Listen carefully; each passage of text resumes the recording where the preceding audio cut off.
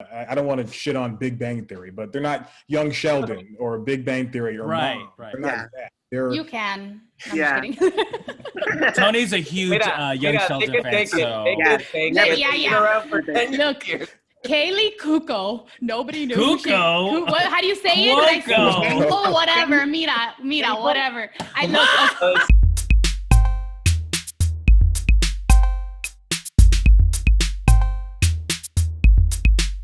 Well, no, seriously, thank you for sitting down, talking to me.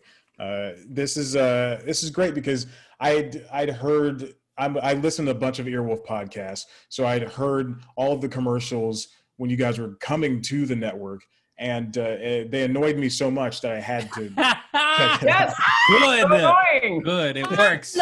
Carlos. It is. Oh, it's the bane of my existence, that first commercial. Well, it confirmed what we all were thinking. Wow. Mm-hmm. Hey, whatever gets them. Yeah, to change it up. I mean, but now it's been what, a year or a year and like a month since you guys launched. 6 months, 3 months. Oh my gosh! Oh, Yeah. Wow, Yeah. Jesus, Jeez, that's wild. how's it been like going from a live presentation to a podcast and still trying to, when we were before the pandemic, and still trying to juggle both of those at the same time? I think it's turned into therapy. I think we've kind of come together to kind of deal with Yeah. it. I mean, it's a different. I think it's just naturally a different vibe. I think I'm in the ballpark of how we're treating the podcast through the pandemic, because we're not really performing. We used to have like at the end of every interview, we used to do a set, but there was something about being in person that allowed that to happen, and we just felt like that doesn't, maybe through Zoom is not the. Yeah. Take this, No.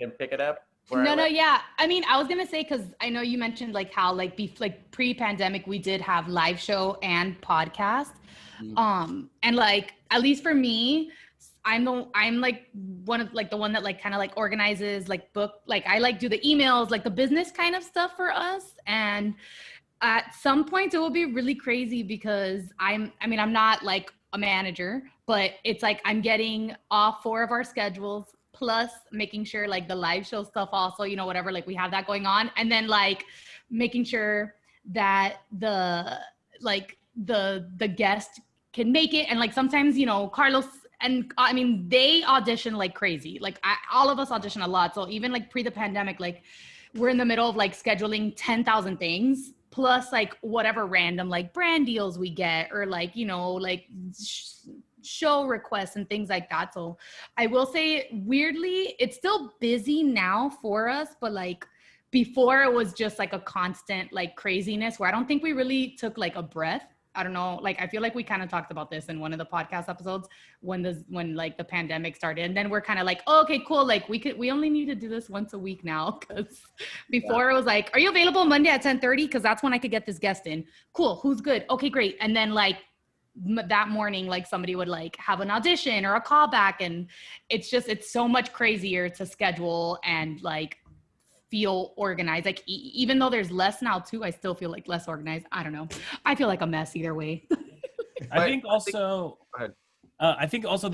the way that this show has transitioned post pandemic or during pandemic is that during this time, it's really easy to sort of sink into this individual hole of self-doubt, and sort of like you have your own ideas bouncing in your head. You feel very isolated. And honestly, a personal experience, I think having this podcast has helped me have a soundboard of different, the thing is like, we're all Latinx, but we're all incredibly different with our points of views, our political backgrounds, you know what I mean? Just like our upbringing. So it's very important for me to discuss the political climate, our health, just random stuff, silly stuff even, with people that I consider my family, rather than sort of like caving into Instagram or Facebook and sort of just going nuts in my own sort of like information bubble, you know? So for me, it has been sort of therapeutic, and also having these guests with such insightful perspectives has helped me so much, being like, it's pretty bad now, but like there's ways that we're all as a Latinx community are handling it that are just like enriching our souls, even if we don't feel like we're getting any work done career-wise or business-wise. Like I do feel like we're doing the work spiritually in order for us to sort of equip ourselves with the armor necessary to tackle on what's happening now and the year that's ahead. So it's been very helpful for me.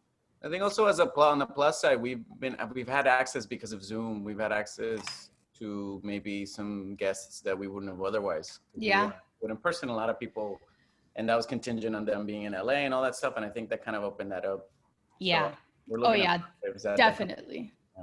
Definitely. The scheduling has been a little bit easier for sure. How can I say? Yeah. The guests you've had on for the past couple of months have been great. Like I love Felipe Esparza.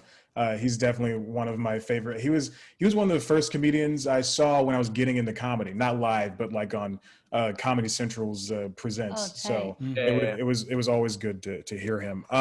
But I want to get back to your work within the Latinx community, because that's such an important aspect. I think what we're missing here in the current climate with, police involved shootings of Black people, I think that we're also forgetting that a lot of these issues aren't just Black and white. I think it comes, it's Asian, Latinx, Indian. It's just, there's so many different things out there.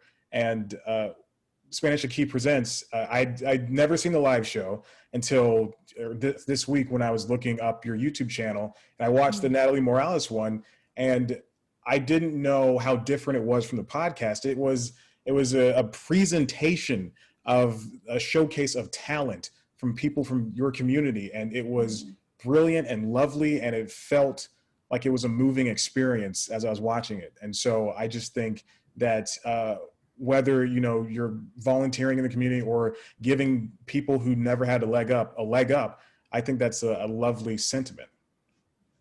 Thank you. That's very nice. That's so nice. Can we take that as a blurb from you? Yeah. Go ahead. Feel free to use it. No, I think Raiza can definitely take this, because I think this was from the get-go. This is kind of what we wanted to do at UCB, and because there was a void. And I'm not even, Raiza, take it away. That's why we did this. Like I was on, if you are familiar with UCB, I was on a Herald team. It was for a year. I got cut.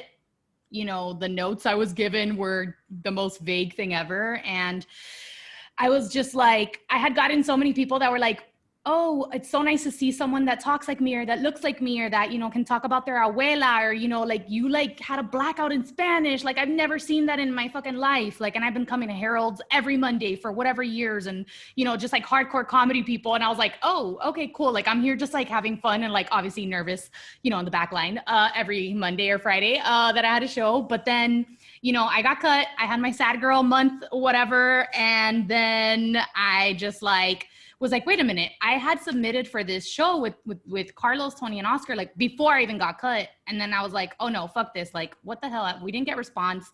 I'm not on a stage right now, like representing any of our people. Like there's barely like Los Angeles has I think 43 or 45% Latinx. And I was like, how the fuck? Like, I know there's comedians out here that look like us and that are doing what we're doing in an indie level or whatever, And so when we met up, and we finally got a meeting or whatever, and we got our date to have the first show. We all made sure we talked, we were really open with each other, and just kind of okay, yeah, sure, I want to get celebrities out here for sure, because that's something that we're gonna, the Latino community is gonna come out for us, because they're down to support our things, and then it was but it's not only about them. We do want to put those people that came up to us after a show. There's people that, have come up to all of us at different shows and just express just happiness and joy, honestly, just by seeing us on stage.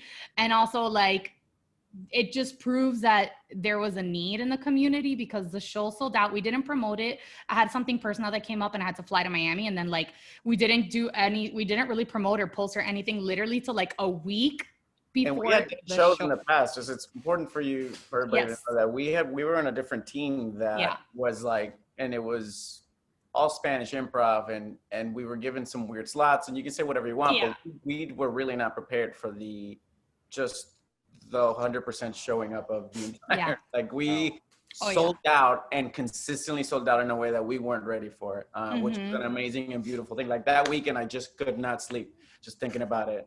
Besito, which also didn't help, but like the adrenaline alone, that first show was so amazing, and I don't, and I didn't see it coming, and then it was like so beautiful. And like I think like I think our first show we were kind of like worried like, oh, like what celebrity, like I was like I don't know, like I mean I've booked celebs for other shows that we had done before, but I was still like just figuring it out like as we went. Like I was just like, all right, well let me try this.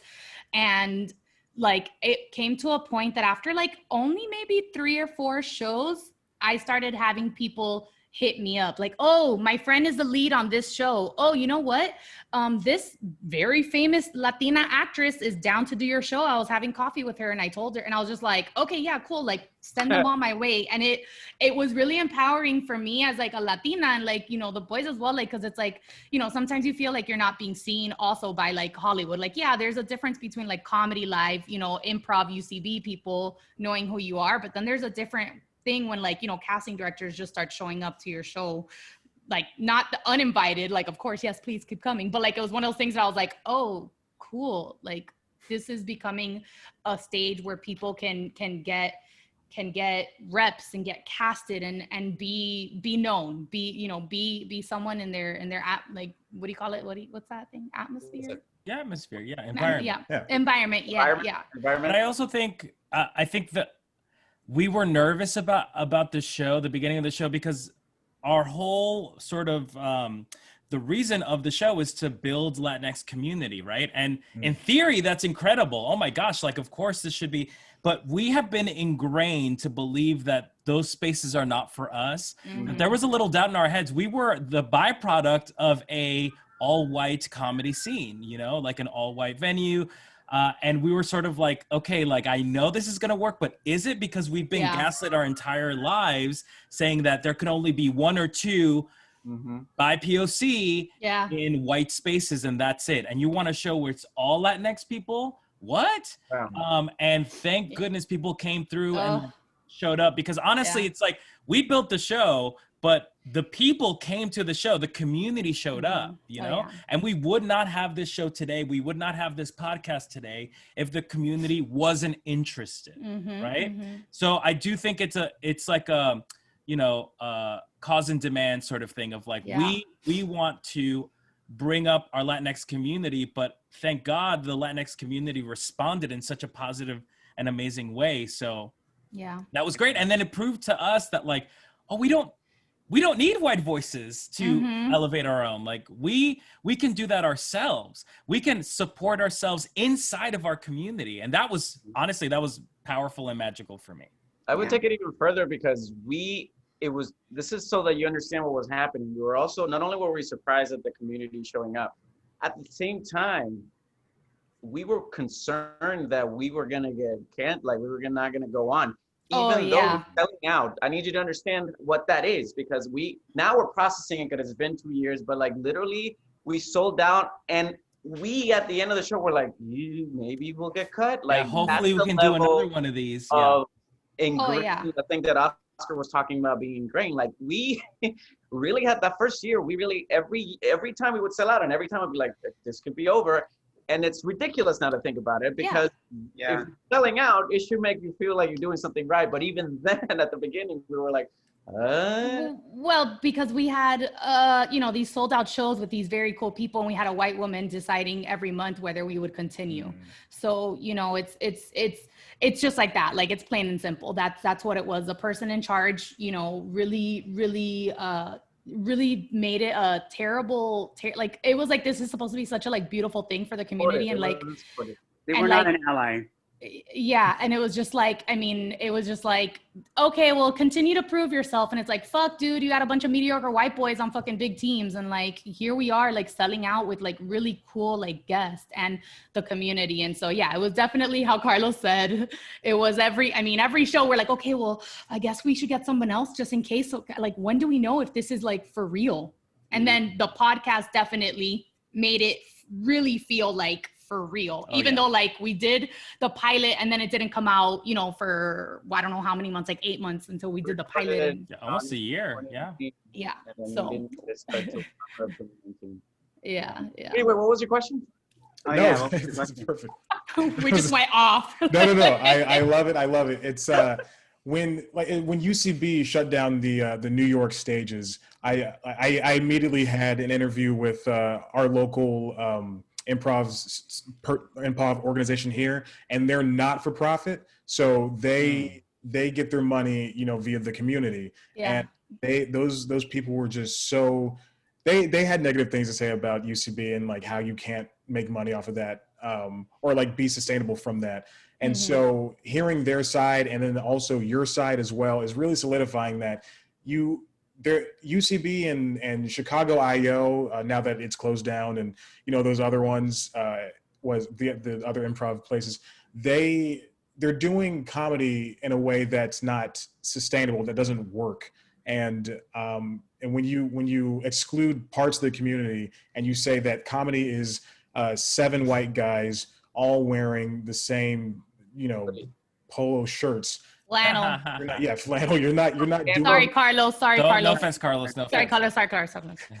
So, baby. you're not doing anything. So it's comedy interview? Give me a flannel. And I can't wear flannel because then I go on stage wearing a flannel and I get immediately called a chola. Oh my So God. it's like the opposite. Like literally I wore it one day and like 3 people made a comment. I was like, fuck you guys. Like what? Like it's like, I'm not, whatever. Yeah, but I also think the comedy spaces are honestly a reflection of, you know, the bigger picture of Hollywood at large. It's not it's not much different there either. There's no precedent set in place for white Hollywood or mainstream Hollywood to look out for BIPOC. Like there's no reason for it. You know, it's survived this long, and what's happening slowly, but what's happening, period, is that Black spaces, white, Asian spaces, like South Asian spaces, disabled spaces, are pushing aside these mainstream spaces and forcing their way in. And we're just a representation of that. Like we literally had to force our way in because they weren't listening to us, you know? Oh yeah, they don't want us.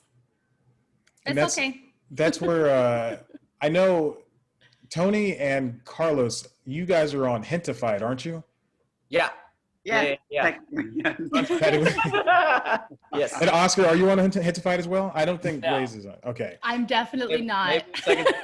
Maybe the second season. Look, we pitched it to them. We had them at a show, and we did a little intro bit where we like all auditioned. Yeah. And that was a very fun bit to do. But yeah, no, it's a great show. Carlitos is in it, and Tony has a really fun role. Yeah. Well, I mean, like it just goes back to like that's your shoehorning your way in there with this type of show. That show was missing not only from just streaming, but also not Kate. Well, I would say Kate, except for Vita. Vita was there too. Yeah. Shows like Vita and Gentefied. And One Day at a Time, yeah. And it just it sucks that they have to be segmented and spread out so far, but they're coming. And they're coming strong, and they're good shows. They're not like, you know, I don't want to shit on Big Bang Theory, but they're not Young Sheldon or Big Bang Theory or Mom. They're not that. You can. I'm Yeah. just kidding. Tony's a huge Young Sheldon fan. So Look, Kaylee Cuoco. Nobody knew. Cuoco? How do you say it? Oh, whatever. Mira, whatever. Say it in Miami though. Okay, look, Chad. La Kelly Cuco esa. La Kelly Cuoco. Mira, I can't say people's names, and it's fine because nobody can say my name. So I'm like, it works out for me. We're even. It's fine. No, but like I remember she was like always number 1 on IMDb. Someone told me this, and I never knew who she was. Like for years.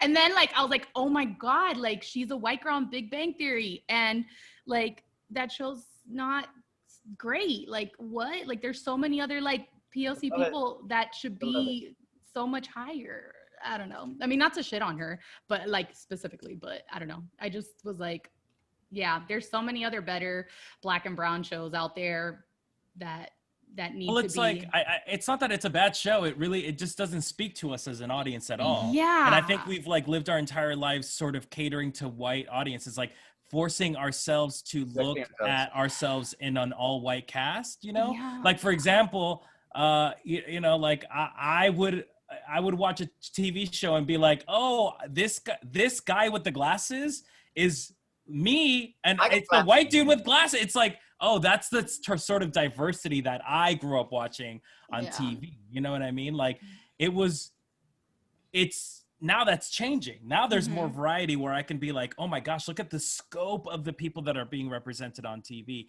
Look at these families that I'm getting to see, you know, one day at a time in Gentefied, like dysfunctional families, not stereotypical, right? Three-dimensional, worthy of storylines, story arcs even. Can you imagine? More than one episode dedicated to a person of color? Unbelievable. You know? And that's special. That's amazing. Yeah, it's true. And we've had guests from all those Latinx shows that you mentioned. And I feel like a common thread that's come up is like that we, of course, are fans of all of them. And as you said, they are actually very, very good shows. But that the showrunners and the stars of those other shows are also fans of the other Latinx shows. And I feel like the Hollywood story is that like this show has to be representative of, you know, so and like and of course we've said it before, the Latinx experience, as we're noticing with this election, is so diverse. Like it's not the monolithic. Well said, Tony. Well said. I mean, get onto the Cuban voters. But like there can be multiple stories. Don't get me started. Oh my God. The resident Cubans from the group are not having it. Oh my God. Well, Dade was blue. I want to make sure that it's Dade clear. was blue, but my Miami father was Dade red. 305. Where is it? 305 here. Oh no, it says Miami. Just kidding. My 305 broke. Was blue. Sorry. I just want to make sure we all know that. Go ahead. It was a white people of Florida. Look, my county is blue too. I'm very happy about that. Biggest county in Georgia, Fulton County. There we go. Oh, tight. Hell yeah. Oh yeah. We're in this. But also, I live in a gentrified neighborhood where, you know, that is like a street over. There's There's low-income housing, and then a street over from that, it's newly built townhomes. So as you will. We kind of touched on this a little bit. What should white listeners get out of the show? Because I feel that from both watching the live show and from listening to the podcast, I feel my concern is that going to UCB, in particular for the live show, and doing that show and then saying, hey, we need a one-word suggestion, and someone goes, tacos, like that would piss me off to no end. But then also, you know, asking the dumbest, like if you guys ever did listener questions for the podcast, you know, if someone asks a stupid question, that would just, you know, make me not uncomfortable, but, you know, just not make things better. So what should white listeners learn from being a part of the Spanish Aquí audience? This is something that we've done from the get-go. Even when we were with Provisos Peligrosos, we took all these moments and we kind of held the audience accountable for their actions for the most part. Correct me if I'm wrong, but I think every time that something happened, we kind of called it out to kind of make it known that it wasn't okay. I think that kind of transfers over to the podcast in the way that we treat everything from our point of view. I think that's I think like we do. Look, you're going to learn about the Latinx culture inevitably just listening to any episode, even the episodes that, you know, we just recorded a couple that will be coming out in a couple weeks, and it was just like us just talking. But like you're listening to 4 Latinxers talk about their experience, and you're going to learn something. Like we're gonna, without trying to educate you, it's gonna happen. With me personally, you're gonna hear me call out white people a lot. Like I don't care. There's a saying in Spanish called "Yo no tengo pelo en la lengua." I don't got hair in my tongue, and I feel like Nobody really does, but Yeah, It's a but weird whatever. It's saying. it's like it's a Cuban saying. I don't know if other people say it, but the It Cubans hits say it a lot. different in English. It hits different. It's different, yeah. But like I don't know. I'm like it's funny because like I have like friends or like family and stuff that they'll listen and they'll be like, "Damn, bro, you called out white people real hard on this one, huh?" And I'm like, yeah, well, I don't know, like. If you follow me on social media, I'm still doing it. I'm doing it on the podcast. I'm doing it in a conversation at a bar.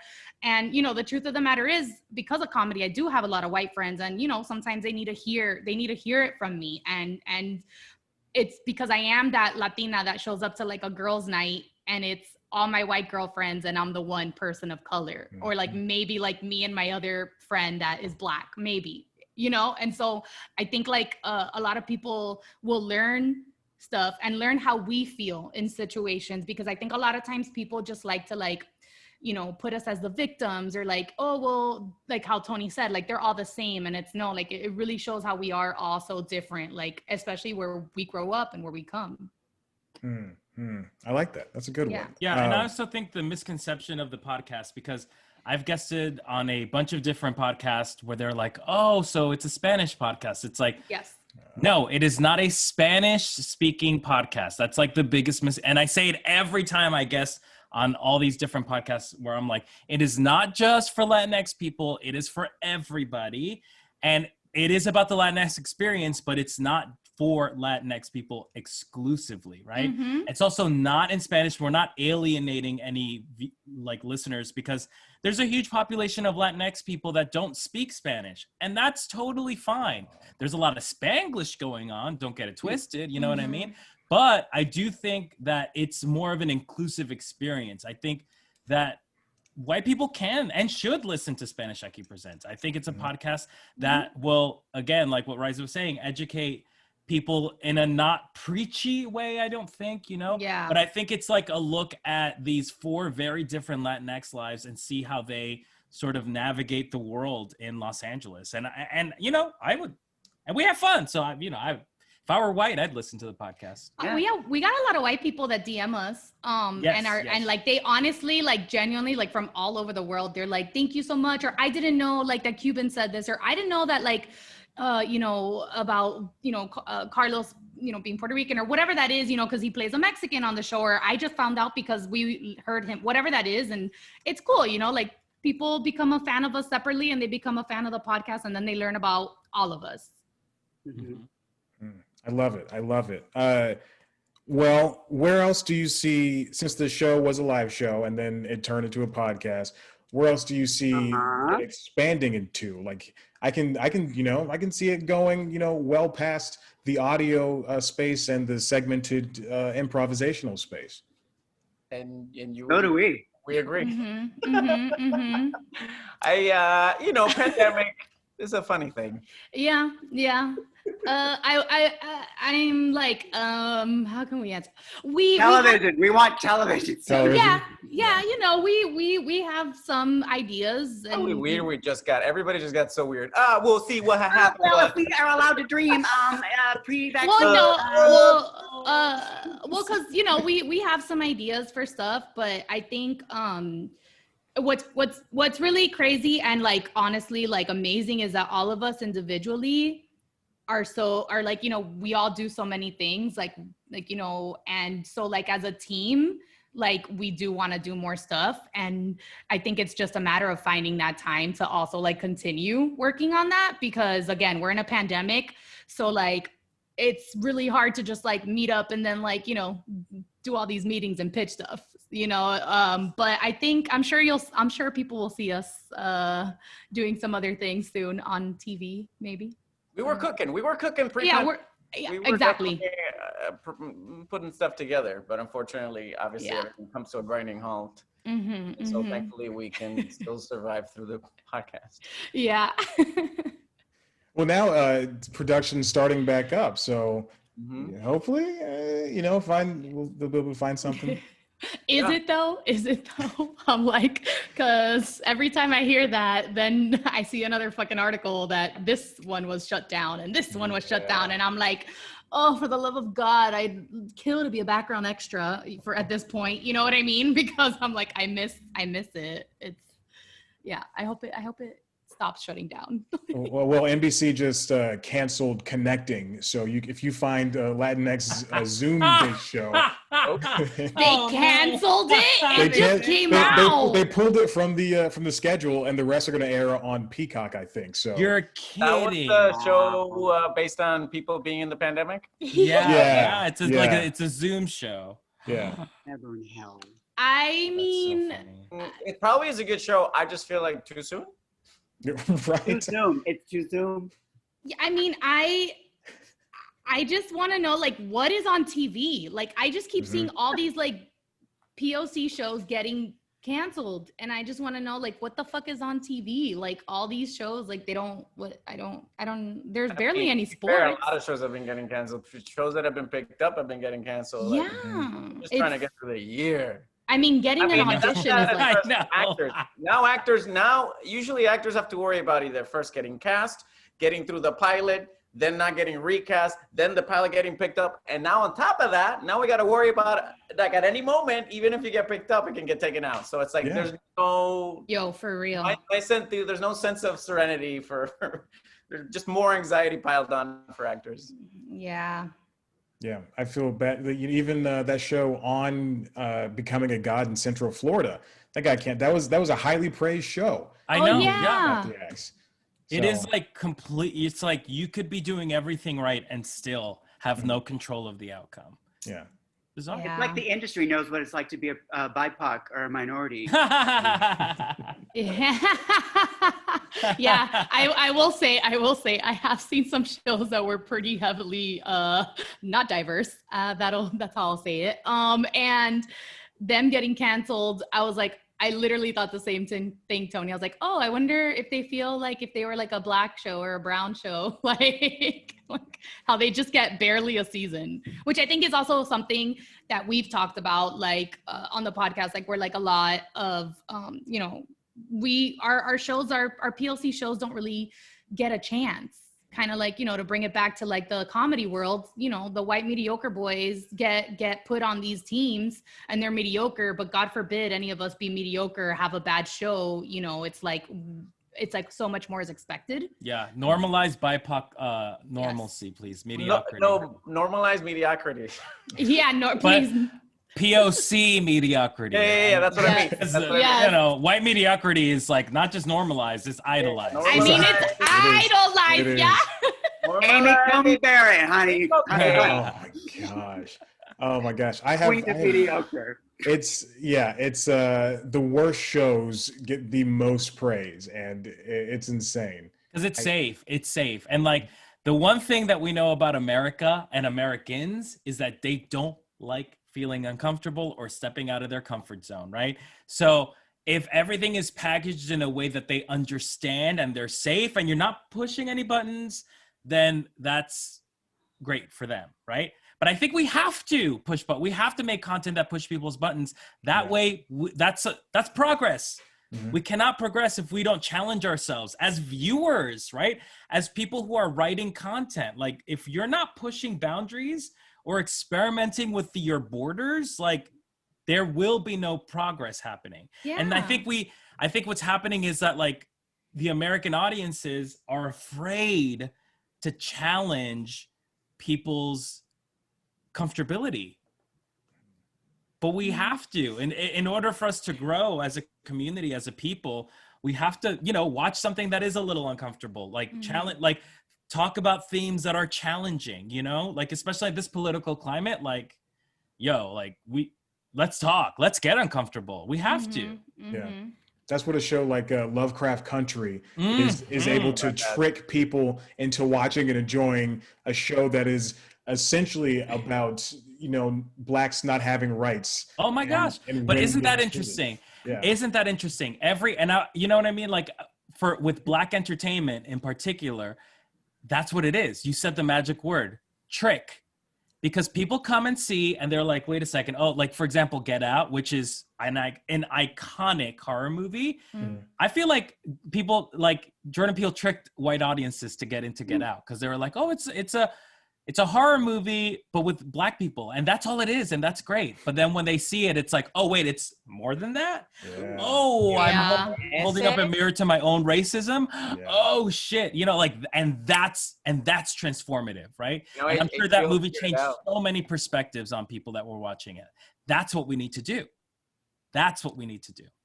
As you say that HBO figured it out after Watchmen came out, they're like, Yes, Watchmen is a How perfect could they- example. Yeah. Yeah. Oh my God, Carlos, Yeah.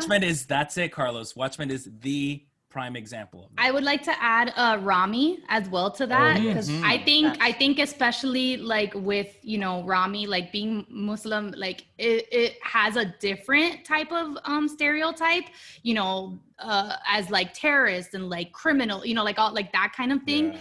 And like watching that show, like I'm not Muslim, and like I mean it's literally one of my top 3, maybe, I don't know, like favorite shows like that I've watched in the past couple years, where I was like, oh fuck, like all these characters can be so relatable in so many different ways. And like, I'm not a 57-year-old Muslim mother or whatever that is, but you watch these episodes and like you see the discrimination or like how they feel as a woman of color, whatever that is. And I was like, oh, like I'm able to tap into that. And I think that that's part of what we need white people to watch these shows and like also be able to relate to it in whatever way that is, and just like watch it, like give these fucking shows a chance, give these comedy shows a chance, give these like, you know, these Latinx podcasts a chance, because if you're not trying, then like you're not like you're gonna be ignorant. Just because you post a couple things on Instagram doesn't mean you're fucking woke. Like, I'm done You with might that not like shit. it, but maybe you will. Who knows? Like that's the thing. Like we're not Yeah. open to something. We're not saying, hey, you gotta watch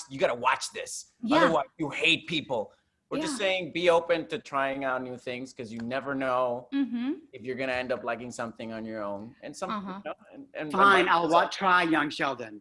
Look, I watch a lot of white shows, okay? And I give them I'm like, and like, I will say this, my boyfriend makes fun of me all the time. He's like, you watch that whole, like Emily in Paris. I was like, I watched the whole thing. And he was like, but you just complain to me every night about it. And I was like, because I don't know why. I had to finish the series and like confirm that my opinion was what it was from the first episode, but I fucking watched that shit. But you know how many people, they start watching a Black or Brown show or like, you know, any other person of color, and they're like, pilot is not good, not for me, next. I did that with Schitt's Creek, and look at Schitt's Creek. I did that with the pilot episode. It's like, I can't get into it. Everybody told me, watch it. I was like, it's so many white people, I don't really care. And I watch it and I was like, thank God I watch it. I do enjoy it. But you know, I think it's like more people need to fight for our shows like that. Mm-hmm. Yeah. That's the root of it. The root of it is like, if you watch a piece of content that's outside of your comfort zone and you don't like it, for you to not go, oh, then all of that is bad, I cannot watch it. As opposed to, oh, I didn't like this specific, but maybe at some point down the line there'll be something. And I think that's the privilege. And I talked about that when I was, you know, talking about Gentefied when we were doing classes. Like, there's a privilege in not having to represent everybody, and there's a privilege in saying, hey, if this show is not good, it's not representative of all the other shows that could be good. And that's what we're fighting for. And I think that we're slowly but surely like grabbing some territory and like making a positive change. Mm-hmm. Yeah, I was listening to the Amy Carrero episode, and she's a princess. She's a Disney princess. No one includes her inside of the Disney princess verse, and like they barely want to include Princess Tiana, and same thing for Mulan. Like it's so stupid. Like imagine the entire world. Imagine how many people are fans of Disney, and then imagine how many of those people are racist. Like just. Also, she couldn't even get a movie. She gets a TV show, which thank you. I mean, super like duper like appreciated. A bunch of seasons, great. Like I love it. Like I love that like little kids are watching this. But also like, give us a fucking Disney fucking princess. Like Coco was like this huge thing. You guys saw what the Latinx community came, like we come out, Black people, Asians, like Latinx people, like we come out, like make money off of us, but put us on, like just put us on and give us some money too. That's all we have to do. Well, guys, I feel like I've taken so much of your time. And I really do appreciate it. Thank you. This has been truly amazing. This is great. Yeah, thank thank you so much. Yeah, you're allowed to vent as much to me. No one really comes to the website. You know, I get big names and no one comes to the website. So you're allowed to vent and no one's going to. So Kaylee Kuko's not gonna read this, or No. Maybe Craig Ferguson. maybe Oh, I Craig love Craig Ferguson. Ferguson. I had him a couple of months ago. Yeah. He's great. Yeah, he's Yeah. wonderful. He gave me a good half an hour, and we shot the shit. It was fun. Oh. Hell yeah. Yeah. Awesome. Seriously, I'm gonna get the word out. Happy birthday to the show. 6 months late, but you know, I'm glad you guys are doing it. Seriously, continue doing amazing work, and you've got a fan for life from me. Aw.